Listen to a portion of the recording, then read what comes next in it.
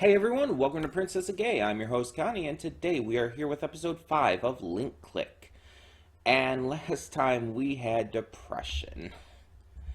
Because it was a continuation actually. We had our first multi-parter, and that involved Xiaoshi, while still within Chen's body, to discover that this is all taking place during the time of a major natural disaster that caused the deaths of Chen's close family and friends.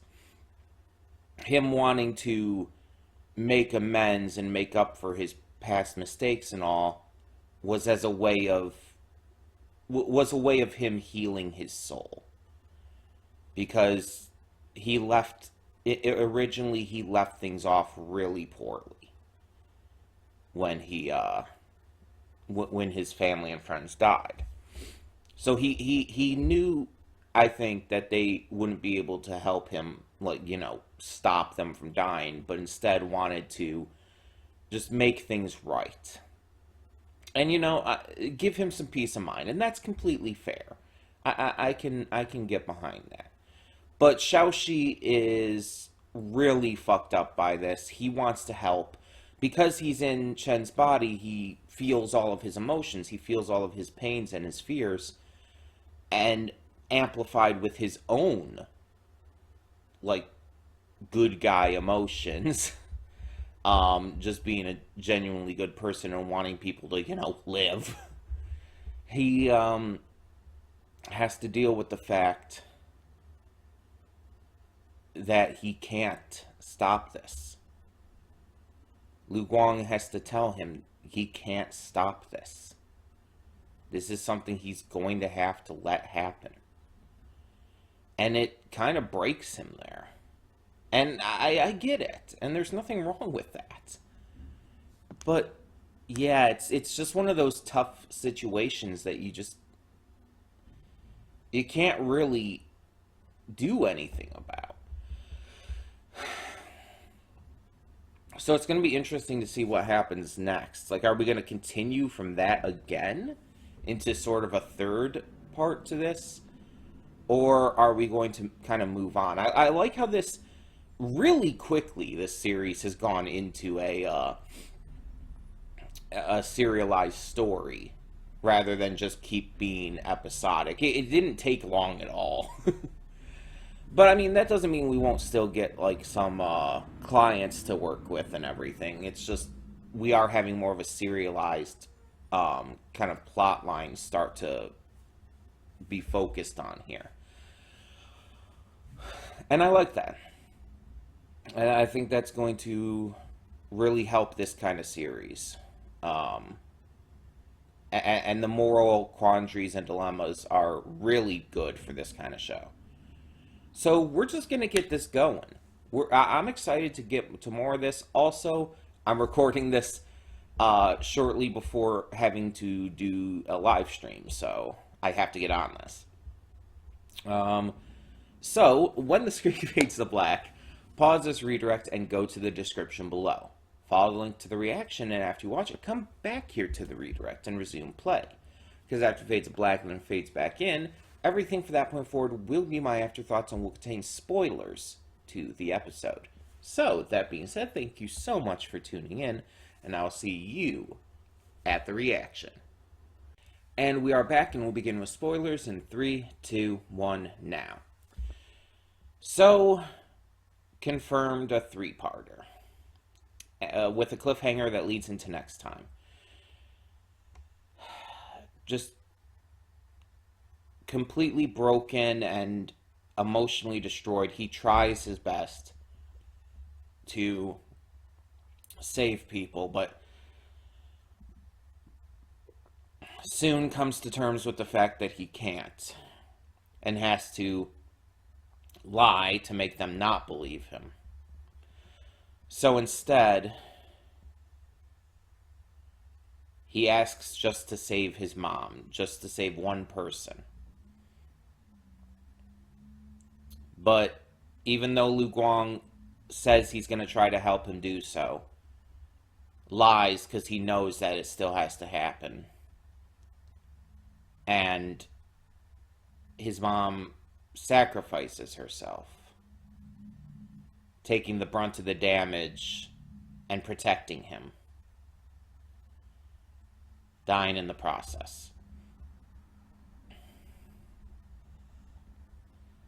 And yeah, the part where he and the father are being led away from the ruins and the mother's corpse, while they're like imagining and seeing her face, like telling them to go and everything, is like that broke me.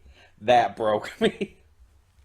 Like, I had already cried before that in the episode, like at the beginning, but Jesus, that broke me. Ugh. Like, it's just, this is just, like, I tend to be a very emotional person, but it's like, this kind of shit gets to me. Because it's real and raw. The emotion that's shown in this is so powerful and intense that it's insane how good it is. Like, I'm genuinely shocked at how good this is.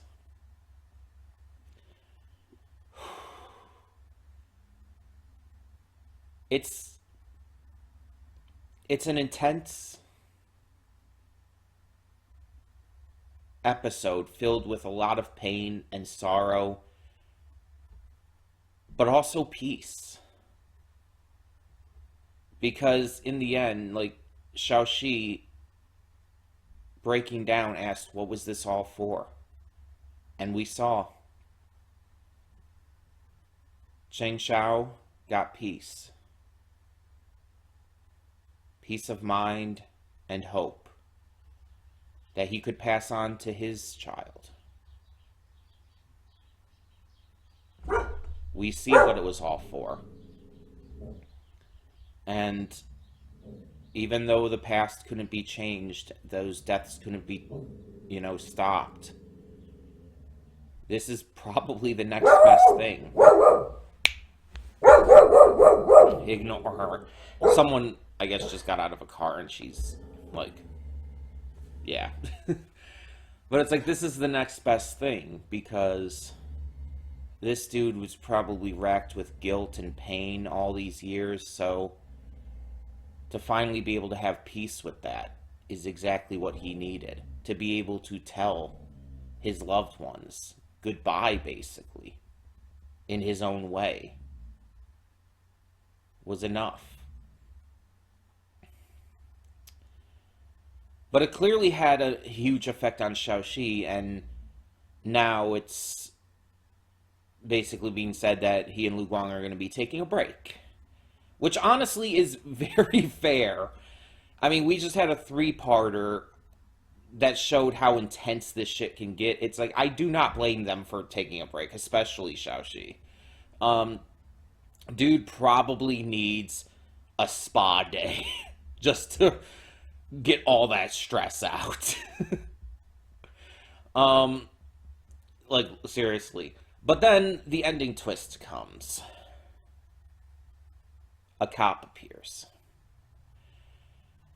This police officer comes in asking about this, and we don't know what this means.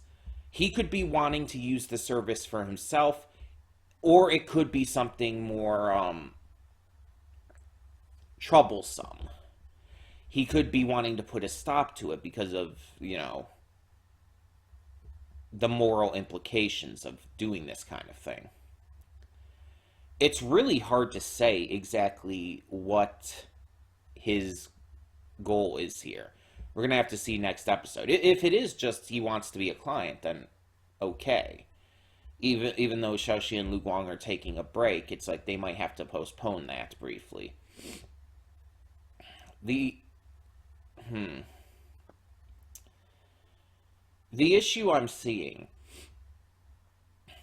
is that this might not be that. And if this isn't that, where's the hell is this going to go? Because there's, like, what, 12, 13 episodes? It's like, we're kind of halfway through. It's like, I don't know at this point. I can tell you right now that if this were like a mini series and there was no cliffhanger here and these were just all the episodes we got, it's like if this was all there was to this series, this would be in my top 3 favorite shows of all time. That's how damn good it is for me right now. But I can't say that yet because there is an entire other half to go, pretty much just over a half. So it's like I've still got I've still got plenty of time to really see where this goes, and see what they do with this, because so far it's pretty insane. It's pretty damn good, but anything can happen, and I don't know where it's going to lead at this point.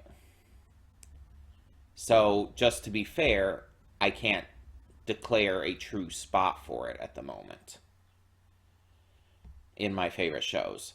But as long as it doesn't really fuck up as it continues on, which I don't think it's going to at this point, as long as it doesn't, it'll still more than likely be one of my top 10 and probably top 5 or even top 3. I don't know. It's going to be really damn hard to mess up at this point, I feel. But we'll see. We'll see. Tell